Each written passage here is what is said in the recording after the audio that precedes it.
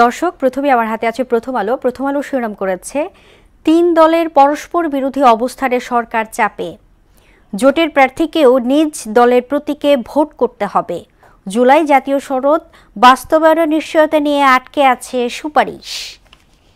দৈনিক ইত্তেফাক শিরোনাম করেছে জোটে থাকলেও লড়তে হবে দলের প্রতীকে, মাঠে অবিকৃত লবণ ৮ লাখ টন, তবু আমদানির চেষ্টা, ১৯ মাস পরে ওয়ানডে সিরিজ জিতল বাংলাদেশ।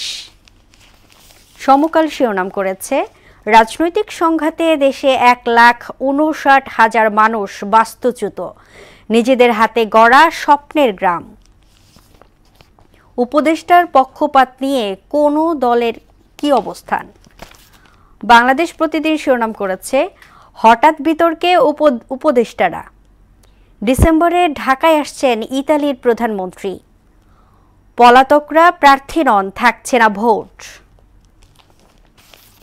যুগান্তর শিরোনাম করেছে সরকারের নিরপেক্ষতা নিয়ে ৩ দলের প্রশ্ন, ভোটের আগে বাড়ছে উত্তাপ, উপদেষ্টা পরিষদের সংশোধিত আরপিও অনুমোদন, পলাতকরা নির্বাচনে অংশ নিতে পারবে না, মানবতা বিরোধী অপরাধের মামলায় শেখ হাসিনার রায় হতে পারে নভেম্বরে।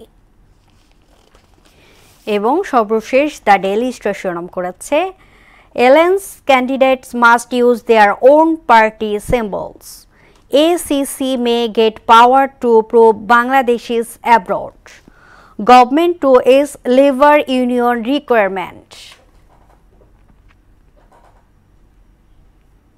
এই ছিল সংবাদপত্রের গুরুত্বপূর্ণ শিরোনাম।